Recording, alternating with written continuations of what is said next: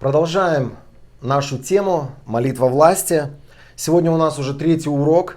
И если ты не смотрел первые два, так как это продолжение или то, что вытекает из предыдущих видео, пожалуйста, на нашем канале ты можешь найти два предыдущих видео. Они так и называются «Молитва власти». Я читаю Евангелие от Луки, 4 главу, с 5 стиха. Приведя Иисуса на высокое место, это история встречи Иисуса с дьяволом.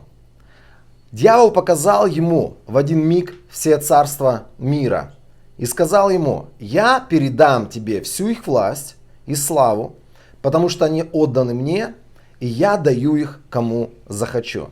Итак, если ты поклонишься мне, все это будет твоим». Иисус ответил: «Написано: поклоняйся Господу Богу твоему и служи Ему одному». Интересное местописание. Здесь дьявол. Ладно, мы опустим то, как он там показал эти царства мира. Зная сегодняшние технологии, мы понимаем, что это очень легко. Показать все царства мира в один миг. Для этого не надо его было ставить на самую высокую башню, на самую высокую гору. Это все как такой фильм промчалось, я думаю, перед глазами Иисуса. Но здесь интересные слова говорит дьявол. Он говорит: «Я передам тебе, Иисус, всю власть этих царств и славу, потому что они отданы мне, и я даю их кому захочу». Так интересно, здесь дьявол обращается к Иисусу и говорит: смотри, вот все царства, вот весь мир. И власть и слава, которая есть в этом мире, я тебе дам их, потому что это принадлежит мне. Интересное заявление. И что самое интересное, Иисус не говорит ему: глупенький дьявол, ты какой-то бред несешь. Это все принадлежит Богу моему. Нет, он здесь даже не вступает с ним в этот спор, он не доказывает ему, что власть ему не принадлежит. Как будто бы он соглашается с этим. Он ему говорит совсем другие вещи. Он говорит ему о поклонении, он говорит ему о преклонении, он говорит ему о том, кому необходимо кланяться и в кого необходимо верить. Он не спорит с ним по поводу того, что эта власть принадлежит дьяволу или не принадлежит. Фактически он соглашается с ним. Хорошо, дьявол, это принадлежит тебе, но мы не будем на этом заострять внимание, потому что самое главное — это поклоняться Богу. Знаете, когда мы читаем это местописание, здесь дьявол не лжет. На самом деле власть на земле, она принадлежит дьяволу. Очень интересное заявление. Дальше если вы будете внимательны, когда Иисус снова говорил про дьявола, он говорил интересные вещи. Он говорил: вот идет князь мира сего, или тот, кто управляет миром этим, но во мне не имеет ничего. Это интересные заявления, которые говорил Иисус. Вообще иногда, когда люди, окружавшие Иисуса, говорили какие-то, как нам кажется, странные вещи, Иисус эти вещи не опровергал. Если вы вспомните то, о чем мы говорили до этого, про огонь и про учеников. Когда ученики сказали: давай сведем огонь, Иисус им не говорил: ну какие вы глупенькие все еще у меня. Как вы можете огонь свести? Как вы можете иметь такую власть, чтобы прям вот такими природными явлениями управлять? Он не говорил им об этом. Он не подвергал сомнению их власть. Он говорил просто о мотивах, которые ими двигают. Он говорил о том, что власть должна служить для созидания, а не для разрушения. И здесь тоже он не подвергает, скажем так, он не ставит под сомнение слова дьявола о том, что ему дана власть. Потому что он знает, что произошло в Эдемском саду. Знаете, вот здесь, когда мы слышим о том, что дьяволу принадлежит власть, многие люди, они не понимают вообще происхождения власти, тому, за кем власть стоит. Когда мы про власть говорим, они не понимают, что произошло с землей в самом начале, что произошло с землей после грехопадения. Они не понимают, что произошло с землей после того, как Иисус был распят и воскрес. Для людей это просто слова какие-то очень религиозные, ничего под собой не несущие, не имеющие. На самом деле я хочу, чтобы мы сейчас обратились к самой первой главе книги «Бытие». Это самые первые слова о создании земли, о создании человека. Мы читаем, что на шестой день, как апогей творения, Бог создает человека. Это книга Бытие, 1 глава с 26 стиха. Уже была создана земля, вселенная, уже на земле были созданы все то, что мы сейчас видим на этой земле. И Бог сказал: создадим человека, наш образ и наше подобие. Пусть он царствует над рыбами морскими и птицами небесными. Интересно, человек создается Богом для определенной цели. Он создается для того, чтобы всем этим управлять, над всем этим царствовать, здесь написано. Над скотом, над всей землей, над всеми присмыкающимися. Так Бог сотворил человека по образу своему, по образу Божьему. Он сотворил его. Мужчина и женщина, Он сотворил их. Бог благословил их и сказал: плодитесь, размножайтесь, наполняйте землю и владейте ею. Царствуйте над рыбами морскими, птицами небесными и над всеми присмыкающимися. Здесь мы видим происхождение власти на земле. Когда Бог создает землю, Он является, как создатель, Он является хозяином этой земли. Когда Бог создает человека, Он создает человека для определенной цели, чтобы часть своей власти как хозяина передать Ему, как управляющему. Это те же самые схемы, которые мы видим сегодня, например, в больших компаниях. Компании кому-то принадлежат. Но эти люди, которым принадлежит эта компания, они нанимают управляющих или людей, сегодня говорят про этих людей топ-менеджеры. Это люди, которые способны хорошо управлять этой компанией. И они, как хозяева компании, они передают часть полномочий, передают часть власти для того, чтобы эти люди могли принимать определенные решения и управлять. То же самое произошло в Эдемском саду. Бог создает человека, но прежде Он создал землю, которой хозяином Он является. Потом Он создает человека, и Он передает ему власть, передает ему полномочия. Здесь мы видим зарождение власти вообще на земле. И что происходит дальше? Когда мы читаем историю грехопадения человека, мы видим, что фактически человек выходит из-под власти своего настоящего хозяина, из-под власти того, откуда человек получил, скажем так, свою власть и свои полномочия, и он переизбирает себе хозяина. Фактически происходит государственный переворот в Эдемском саду.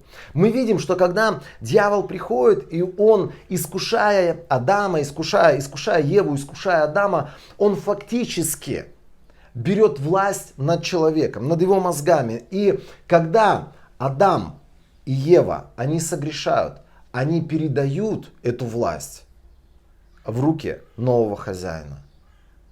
На самом деле, когда дьявол говорит Иисусу такие слова, что власть и слава земли отданы мне, я даю их кому захочу. Он говорит правду, потому что эта правда свершилась во время грехопадения человека. Итак, мы видим, власть, она от Бога, потому что Он хозяин всего. Бог делегирует эту власть человеку. В Эдемском саду после грехопадения, когда человек избирает себе нового хозяина, он свою власть передает ему.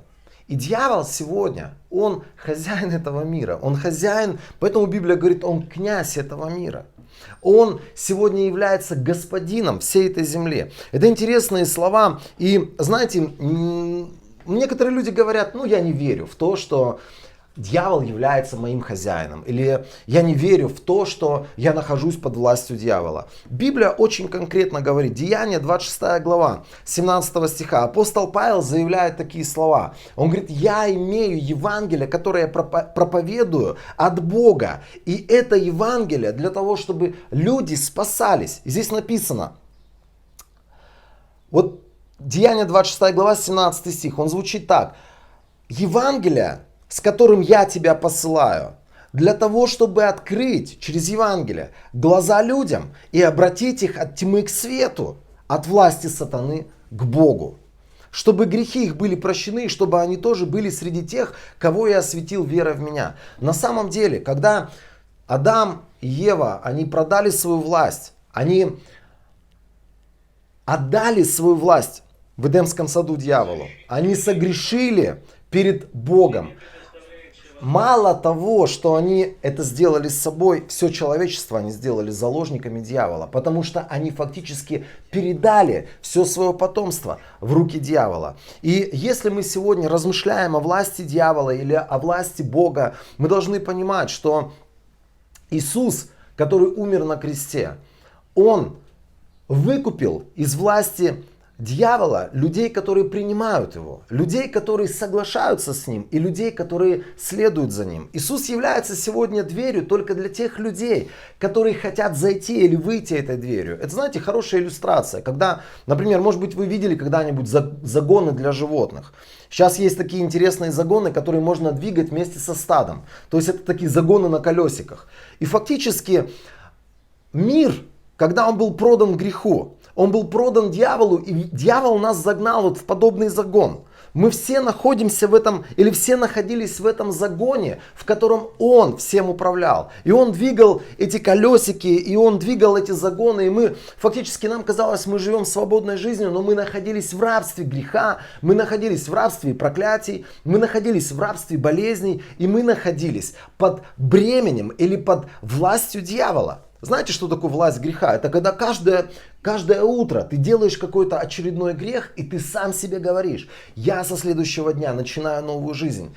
И утром следующего дня, просыпаясь, ты начинаешь точно так же, как было вчера. Поэтому многие люди сегодня мучаются от греха, они не могут сами освободиться. Я не говорю уже сегодня о болезнях, они рабы своих болезней, они тратят деньги, они ходят по больницам, они огромное количество денег и времени тратят на то, чтобы получить исцеление, а исцеления нет. Потому что это рабство, которое от дьявола. Так вот, смотрите, что происходит.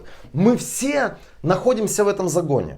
Мы все находимся под властью дьявола. Это можно сравнить с огромным таким невольничьим рынком. Мы живем своей жизнью, мы имеем отношения, мы, может быть, строим себе хатки на этом невольничьем рынке. Но он ограничен. И на этом рынке власть дьявола. И когда мы читаем про Иисуса Христа, который умер на кресте, Библия говорит, через его смерть, через голгофскую жертву мы получили искупление. Когда ты читаешь слово искупление или когда ты видишь слово искупление в Библии, это слово, которое связано с выкупом, или это слово, которое связано с оплатой за жизнь каких-то людей. Я хочу прочитать послание Колоссянам 1 главу. С 12 стиха. «Благодарите Отца, который сделал вас достойными получить часть в наследии святых во свете. Он избавил нас от власти тьмы и ввел нас в царство своего любимого Сына, через жертвенную смерть которого мы обрели искупление и прощение грехов». Так вот, вот здесь написано, что через смерть Иисуса Христа мы обрели искупление. Слово искупление — это значит, мы получили выкуп из той жизни, в которой мы находились. Или мы получили открытую дверь из того загона, в котором мы все находились. Что такое искупление? Это когда Иисус открыл доступ, или Он открыл дверь в Царство Бога. И Он вывел каждого, кто принимает Его, Он вывел его за руку из того невольничьего рынка, в котором все люди находились, под властью греха, под властью сатаны, под властью болезни. Многие люди говорят, ну почему тогда все люди не выйдут? Многие задаются вопросом, почему тогда, если мы все сегодня находимся во власти греха, если мы сегодня все находимся под властью дьявола, почему бы людям просто не взять и не выйти? Но выйти можно только через Иисуса Христа, только через Его жертву. Когда ты принимаешь эту жертву, когда ты говоришь: Иисус, войди в мою жизнь, стань моим Господом, с этого самого дня я полностью отдаю тебе свою жизнь, и я буду жить с тобой, как с моим Господом. Я буду покоряться тебе. В этот самый день ты принимаешь искупление. Мало того, что ты рождаешься заново, Библия говорит, ты в этот самый день уже входишь в царство любимого Сына Божьего. Что это значит? Я уже вошел в Царство Божие. И это говорит еще мне о том, что я вышел из того самого загона, в котором моим хозяином, моим господином был дьявол. Это невидимая дверь, о которой говорит сегодня Слово Божие. Это невидимая дверь, это Иисус Христос, который заплатил цену за меня. Я не просто так вышел, я не просто вырвался из этого загона, потому что я там буйное животное в этом загоне. У меня появилось право, потому что кто-то заплатил цену за меня. и за мой грех. И этот кто-то, это Иисус Христос. Итак, то, что мы читаем из этих мест Писания. Бог сотворил человека для того, чтобы передать ему власть на земле. Человек передал эту власть в Эдемском саду через грехопадение дьяволу. Все люди, неважно в какой нации, неважно в какой религии они родились, это люди, которые попали на невольничий рынок. Все люди сегодня являются рабами дьявола, рабами греха. Приходит Иисус, и когда Он умирает, Он платит цену за каждого человека, кто принимает Его, для того, чтобы вывести его с этого невольничьего рынка, для того, чтобы вывести его с одного царства или перевести его с одного царства совершенно в другое царство, которое называется Царством Божьим. И если ты принимаешь сегодня Иисуса Христа, ты принимаешь Его искупление, то есть ты принимаешь Его выкуп, ты принимаешь Его плату, и ты выходишь из-под власти дьявола. И поэтому сегодня Иисус говорит, что всякий, кто принимает Его, он получает власть быть и называться Его сыном. Сегодня нам возвращена или нам возвращается та самая власть, которая когда-то была продана Адамом в Эдемском саду. Тот государственный переворот, который совершил Адам против Бога, когда он поменял своего хозяина, этот государственный переворот, придя Иисус, он вернул все на свои места. Он восстановил право, он восстановил власть Бога над людьми, которые принимают Его. Итак, сегодня я в Царстве Божьем. Сегодня от своего Бога я имею власть. Поэтому, когда Иисус в 28 главе Евангелия от Матфея обращается к своим ученикам, Он говорит такие слова в 18 стихе. «Дана мне всякая власть на небе и на земле. И от этого или из-за этого идите и проповедуйте». Почему? Потому что Он сегодня передает эту власть, которую Он имеет. Он передает эту власть своей церкви, своему народу. Сегодня ты имеешь власть от Господа Иисуса Христа. Не потому, что ты хороший, не потому, что тебе 44 года, не потому, что ты пользуешься гелем, или не потому, что у тебя есть седые волосы, ты уже умудрен своим христианским или религиозным опытом.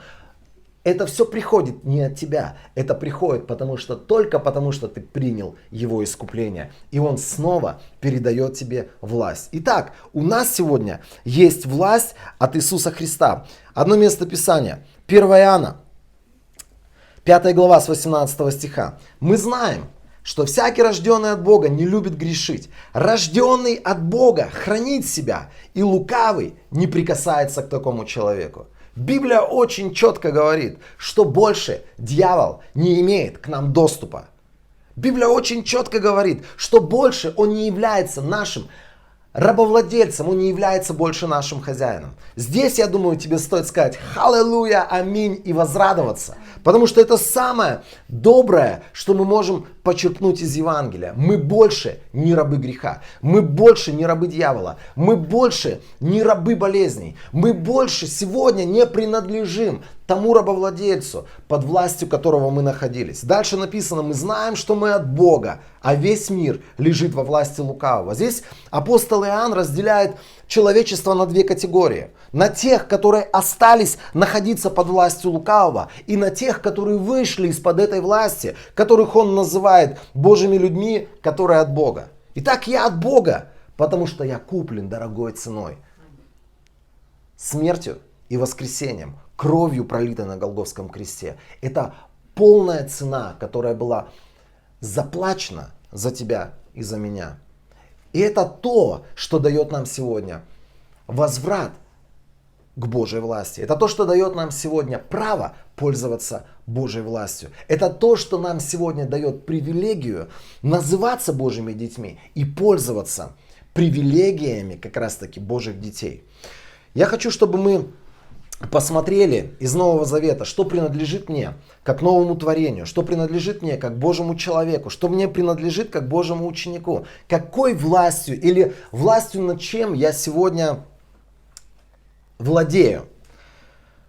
Марка 16 глава 17 стиха. «У веровавших будут сопровождать знамения, они будут моим именем изгонять демонов. Итак, во имя Иисуса Христа я имею власть над демонами, над всем царством тьмы. Я имею власть сегодня над этими демонами, которые пугают меня здесь, которые мне здесь начинают говорить какие-то вещи. Знаете, что такое демоны? Демоны это то, что мы из духовного мира, из невидимого мира слышим постоянно в своей голове. К примеру, я там женился, у меня прекрасная молодая жена, я собираюсь там рожать детей, созидать церковь, и тут приходят из военкомата и говорят: все, собирайся, ты уходишь в армию. И все, эти демоны начинают с утра до ночи мучить меня. Я не могу ни молиться, ни спать, ни есть, ни любить свою жену. Я никого не замечаю. Все, что я вижу, это этого дурного прапорщика, который просто мне говорит: встать, сесть. И я представляю, как это будет страшно для меня. Все, эти демоны начинают наполнять мои мозги, и ни о чем другом я не могу думать.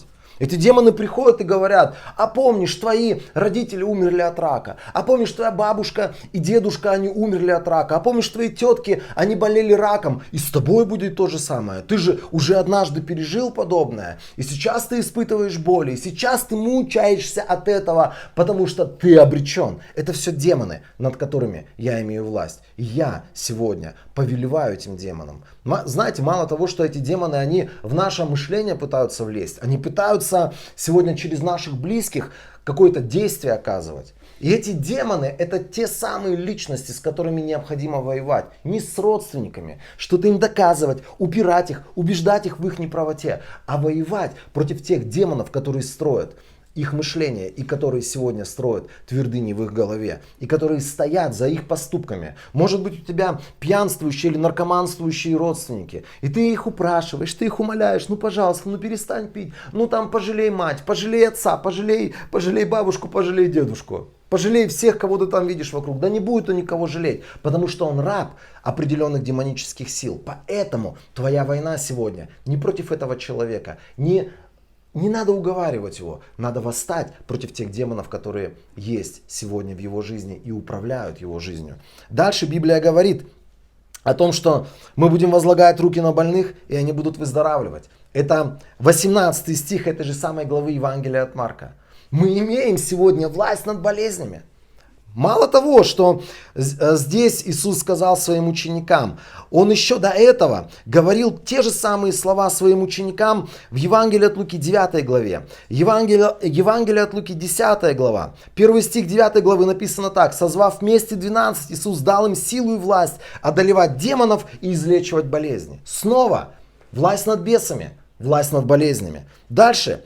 10 глава, 19 стих. «Я дал вам власть наступать без вреда на змей, скорпионов и преодолевать всю силу врага». О каких скорпионах, о каких врагах здесь написано? Конечно же, о духовных врагах, которые сегодня пытаются противостоять проповеди Евангелия, которые пытаются противостоять твоему предназначению, которые пытаются противостоять Божьему миру в твоей семье. Это все те самые враги, с которыми мы сталкиваемся. Твои враги, они невидимые, они духовные. Не воюй с людьми, я тебе снова и снова говорю. Люби людей, благословляй людей, добро делай для людей. Даже если это люди недостойные, все равно ты относись к ним как к Божьему творению. Но воюй сегодня с теми духовными силами, которые стоят за их спиной. Это вещи, которые сегодня мы имеем. Итак, я хотел бы, чтобы ты для себя отметил несколько вещей из того, что мы говорили на этом уроке. Молитва власти начинается с понимания власти как таковой. Власть, она у Бога, потому что Он хозяин всей земли. Власть, она была передана человеку для того, чтобы он управлял, для того, чтобы он господствовал землей. Человек через грех отдал эту власть дьяволу. Иисус через свою смерть, Он вырвал из-под власти дьявола. Он забрал из-под власти дьявола всех тех, кто принимает Его. Автоматически люди не выходят из-под власти дьявола, просто зная о том, что есть какой-то Иисус, есть какие-то христиане. Когда ты посвящаешь свою жизнь Христу, когда ты говоришь: я принимаю тебя своим Господом, это не просто слова, это полное изменение всего образа мышления, образа жизни. И когда ты понимаешь, что ты в своей жизни меняешь хозяина, после этого ты получаешь всю полноту власти в своей жизни над всеми демонами или над дьяволом, как хотите называть его, над духовными силами, которые пытаются издеваться над вами, над болезнями, которые пытаются сегодня издеваться над вами. Это та самая сила, которая сегодня принадлежит нам. И ты имеешь сегодня свободу от греха. Библия говорит, что мы умерли для греха. Сегодня мы больше не рабы греха. Сегодня мы свободны от греха. Почему? Потому что Иисус дал нам эту свободу. Я очень сильно хотел бы, чтобы каждый, кто слышит меня, мы понимали, что наша власть — это то, что является реальностью. И это приходит просто по вере. Это в твоей жизни работает не потому, что ты стал хорошим человеком. Это в твоей жизни работает не потому, что ты ходишь на собрания по воскресеньям. Это не потому, что ты в самой правильной или в самой лучшей церкви. Это потому, что ты знаешь происхождение власти, знаешь, что произошло на кресте, и ты это принимаешь верой.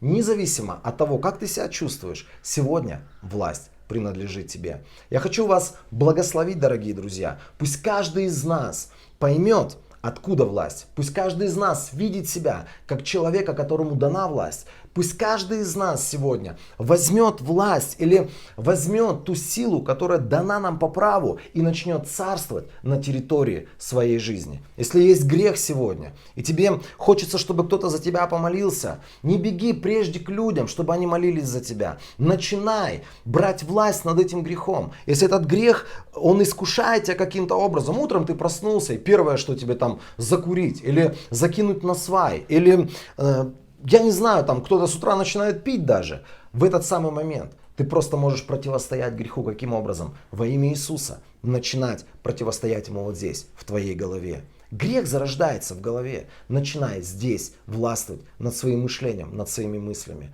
Есть вещи в твоей жизни, за которыми стоят демоны. Демоны, начинай властвовать над этими вещами. Начинай приказывать этим демонам, запрещай этим демонам, говори этим демонам, противостой этим демонам. Может быть, это болезнь, которая мучает тебя. 3 вещи.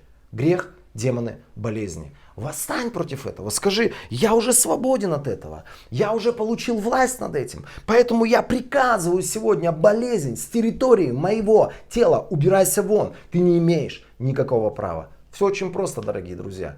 Все, что нам осталось. Знаете, мои проповеди очень практичные. Мои проповеди, они для некоторых людей очень примитивные. Но если ты начнешь практиковать эти вещи, ты будешь видеть действующее Евангелие в своей жизни. Я благословляю вас для того, чтобы все, что вы сегодня услышали, вы могли принять это в свою жизнь, использовать в своей жизни и видеть божественные победы. Благословит вас Бог.